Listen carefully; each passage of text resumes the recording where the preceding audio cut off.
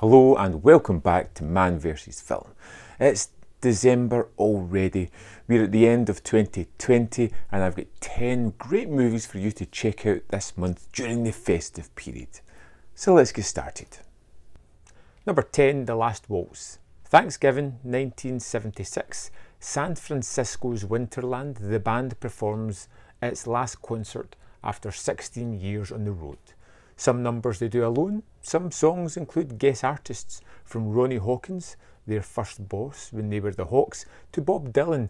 The Last Waltz is a fantastic documentary musical. It is a performance, a stage performance. It's directed by Scorsese and it has all these interesting conversations with the band throughout these brilliant numbers where they just have so much fun performing. It's a really interesting movie, one that could be easily missed, but because of the Scorsese direction and because of the way he tackles the subject matter and because the music's just awesome, it's well worth recommending. Number 9, There's Something About Mary. Ted was a geek in high school who was going to the prom with one of the most popular girls in the school, Mary. The prom date never happened because Ted had a very unusual accident. 13 years later, he realises he's still in love with her, so he hires a private investigator to track her down. That investigator discovers that he too may be in love with Mary, so he gives Ted some false information to keep him away from her.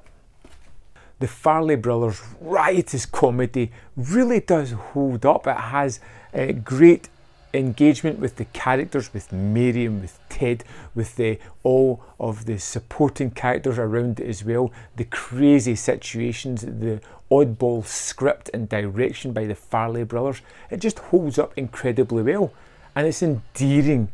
I love There's Something About Mary. I've watched it several times recently and I just think it's absolutely brilliant.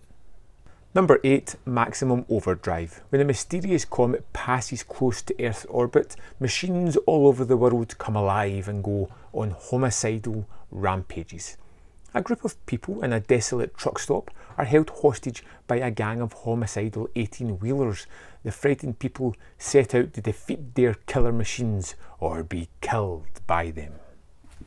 Maximum Overdrive is a bonkers storyline, but thankfully it just jumps straight into this chaos and gives you some really fun genre moments. We get a group of ragtag survivors struggling to battle these huge behemoths that are holding them hostage, and it's just incredibly fun. Even the moments when the small appliances start to come to life and try and harm their users, it's just incredibly fun. You're not going to get some deep thematics here. It's just on the surface pure entertainment, and I love it because of that. Slumdog Millionaire. The thirst to know and absorb the essence of love and life emulates through a story of a slum boy, Jamal, participating in an Indian television reality show.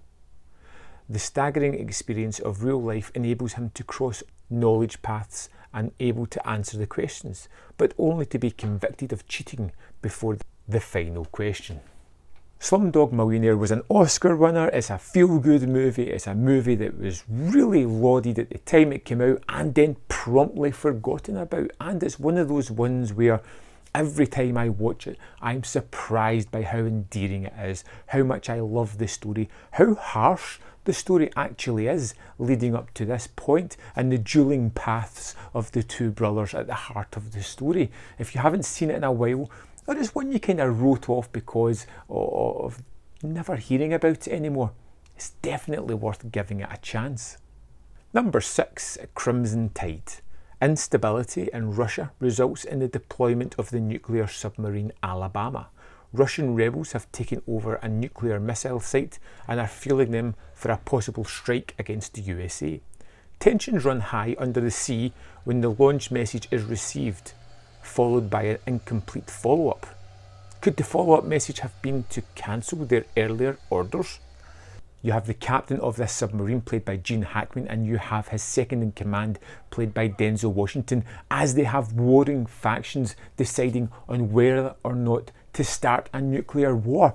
The script was rewritten a little bit by Quentin Tarantino. Great direction by Tony Scott, and with these two powerhouse performances at the heart of it, you get a rising tension and dread inside claustrophobic setting. Number 5, Bombshell. When Gretchen Carlson slaps news founder Roger Ailes with a lawsuit alleging sexual harassment, not a soul could predict what would happen next. Her decision leads to Fox News correspondent Megyn Kelly coming forward with her own story, as well as multiple other women, inciting a movement that reverberates around the world. The fact that Bombshell's such a recent story, and one that I hadn't really heard too much about, made it even more shocking. There is a powerhouse of performances all the way through this. You get John Lithgow as Roger Ailes, a really bad, just terrible person who's portrayed that way. You get this underdog story as they are constantly disbelieved and put down, subjugated because of speaking out against this misbehaviour, and it is wonderfully shot, perfectly acted, and just enlightening to see things that can be swept under the rug because of the power of one person. Number 4, Dead President. This action film depicts a heist of old bills retired from circulation and destined by the government to be money to burn. However, more broadly, it addresses the issues of Black Americans' involvement in the Vietnam War and their subsequent disillusionment with progress in social issues and civil rights back home in the US during the 60s. If you haven't seen Dead Presidents, you are in for a real treat. It is a fantastic heist movie with pertinent themes that are first and foremost to the story. You get a superb soundtrack with all these needle drops that just punctuate each scene perfectly. You get characters that you like, some that you dislike, but you understand where they are coming from. And Dead Presidents is one of those movies that's seemingly forgotten, which is a shame because it's an absolute masterpiece of a movie. Number 3, I Know What You Did Last Summer. When 4 friends accidentally hit and kill a man on the road at night, they start to panic and decide to dump the body at sea. A year later, they all try to settle down, but one of their friends receives a note in the post with the words, "I know what you did last summer." I'm a big fan of this movie. I know it's not perfect and it has its shortcomings, but as a slasher movie, as one of the post-Scream ones, it's actually pretty good. And it doesn't have that self-referential conceit about it. It actually plays it as a straight slasher. Not overly bloody, but kind of fun with a good cast and some fun moments. Number 2, Romancing the Stone. Joan Wilder, a mousy romance novelist, receives a treasure map in the mail from her recently murdered brother-in-law. Meanwhile, her sister Elena is kidnapped in Colombia, and as 2 criminals responsible demand that she travels to Colombia to exchange a map for her sister. Joan does and quickly becomes lost in the jungle after being waylaid by Zolo, a vicious and corrupt Colombian cop who will stop at nothing to obtain the map as well. There she meets a reverent soldier of fortune named Jack Colton, who agrees to bring her back to civilization.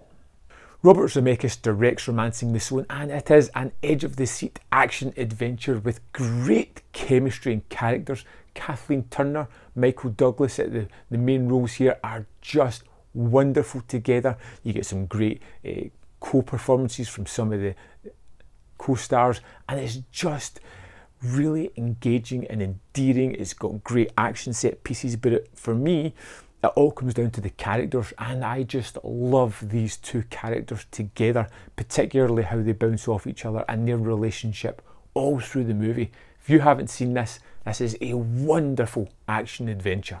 Number 1, Wild Things. Sam Lombardo is a well-respected Florida high school guidance counsellor who gets his life turned upside down when 2 students, spoiled rich girl Kelly Van Ryan and trailer trash bad girl Susie Tola, bring rape charges against him, in which the local police detective Ray Duquette investigates the allegations. But not everything is what it appears to be, and the big question arises: who is deceiving who? Wild Things is a really great twisting, turning thriller movie with fantastic performances from a load of great actors, including the great Bill Murray, who appears in a small role as well. And this is one of those really twisted thrillers that gets under your skin. I've got fond memories of watching this one and revisiting it. I was won over by just how great the story is. There is some wonderful set pieces, some wonderful ideas explored, and like I said, the twists and turns that this thing takes is truly shocking and just brilliant entertainment. So there we have it. 10 movies that I hope you find something there that you can really delve into, something you can enjoy, and I hope you have a great Christmas and a fantastic New Year, and I'll see you next time on Man v Film.